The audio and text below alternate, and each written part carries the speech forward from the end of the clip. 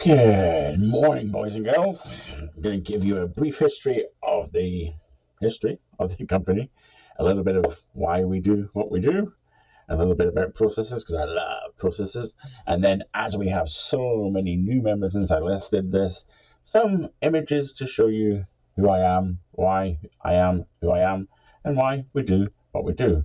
And that's a tongue-tied mouthful. Okay, Friendly Organics. Originally, father's company. He is an organic consultant, was semi-retired, and still does it a little bit with schools.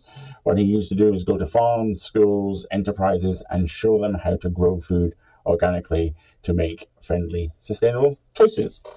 As a mark of respect, we kept the name. I kept the name for as long as I could, and we kept it as Friendly Organics and tried to spin it in that we grow companies and businesses organically through various marketing communications and marketing strategies.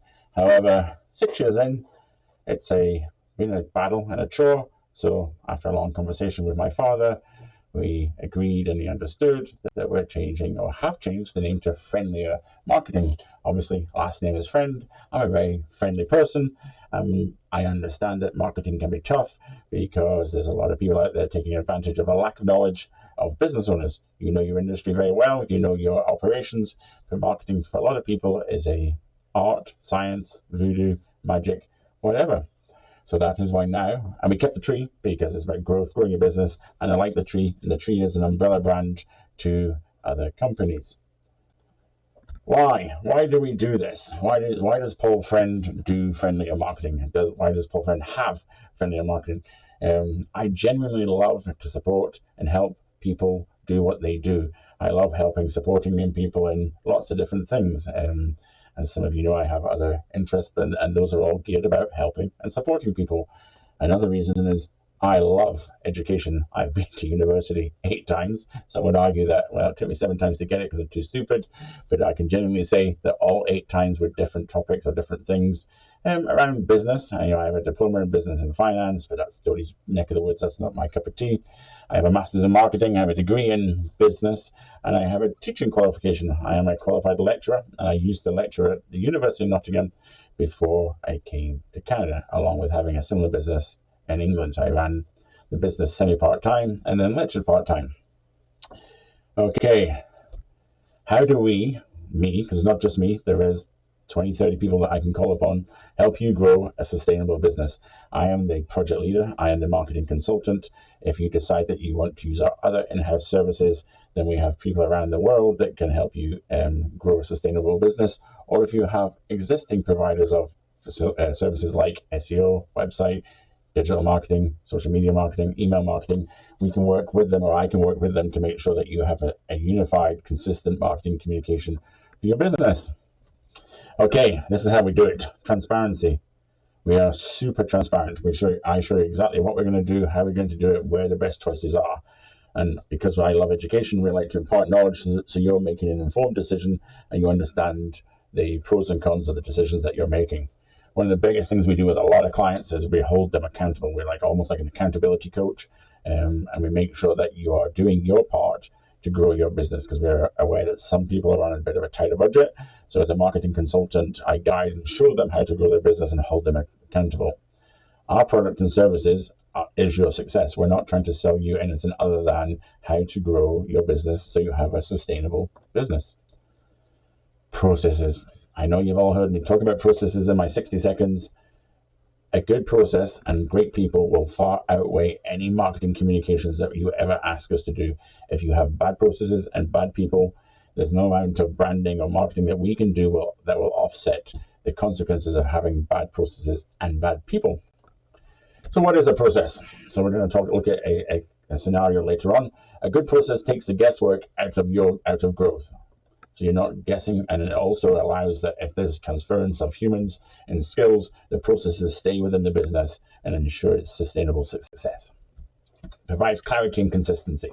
I often go on about business it's all about delivering the consistent same message, services, operations across over and over and over again until the point where it almost gets boring.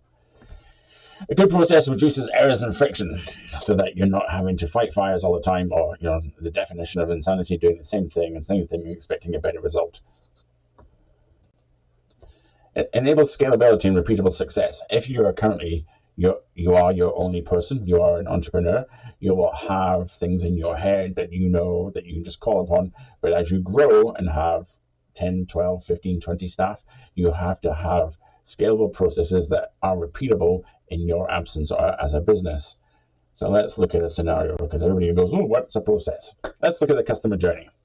So you have a system, a process, these words are interchangeable. How, from when the customer first makes contact with you, we will take care of the marketing communications so that they get to your door, whatever that door may be, a physical place, a digital place, a website.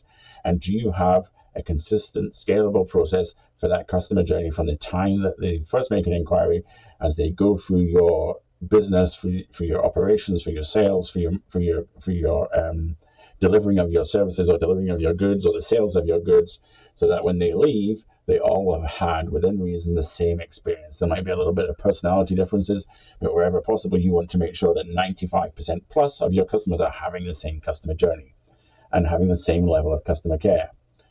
Why is customer care so important, and why is this process so important? Well, we all know that it's all about reviews. As a marketing consultant, I can create marketing communication messages saying Walls Electrical is the best electricians in Nanaimo. High Tide Plumbing and Gas are the best plumbers, the best gas fitters in Nanaimo. Corey Vanas is the best flooring installer in Nanaimo.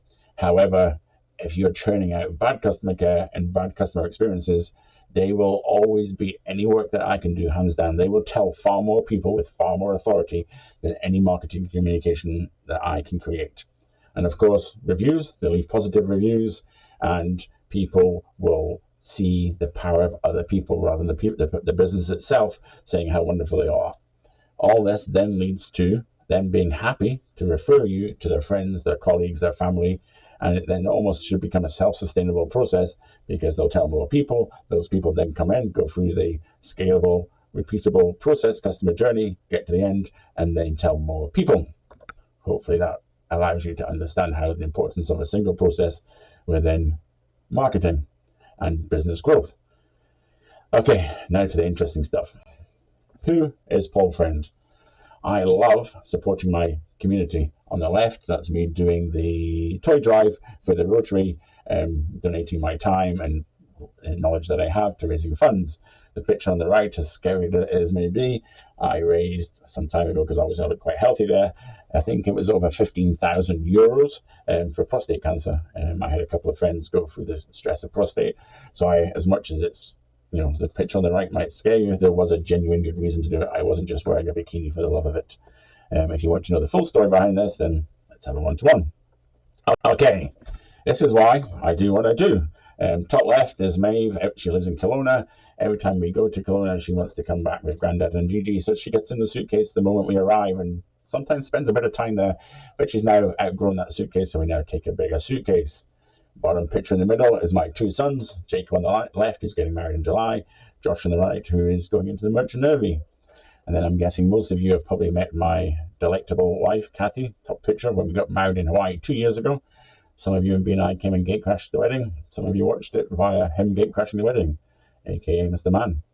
Picture on the right is my son, Jacob, who came over when I had a slight issue with my health, and my father doing some kind of weird pose, who lives in Central Saanich. And this was taken at Cowichan Bay. Okay, next one. Okay, fun side of me, Mr. Friend. Me and Kathy travel and go away a lot. It's one of the reasons why we do it. We love to see the world and love to travel. One of the reasons why I moved to the North America and the Americas was to see these continents, because I hadn't been. Top picture on the right, my first experience of minus 25. Let's go outside and eat a turtle. It was the year that Maeve was born. It was cold. I didn't stay out there for very long. Top picture on the right is some app that Kathy took my picture and decided that it was funny to make me look like a bougie, gypsy, East End Londoner type person. Bottom picture with the hat on is one of my first ever clients, who was a car tuning business, and the German supplier sent this kind of gear. There was more than that. Was the hat. It was the only thing I was wearing. I wasn't going to wear the rest of the gear, and I don't know whatever happened to that. And then picture to the right of that is me 3 years ago getting out of hospital after having a little visit there for just over a month, and like Jorge spending, I think it was 12, 14 days in a coma. On the right, apparently I was once cute. Now you can probably figure out which one is me, which one's my mother, which one's my elder sister, and which one is my younger sister. So as the middle child, then I'm going to put all the things that I do in the world, it's because I'm a middle child. And that, boys and girls, is it in a nutshell. I will now take questions from the floor.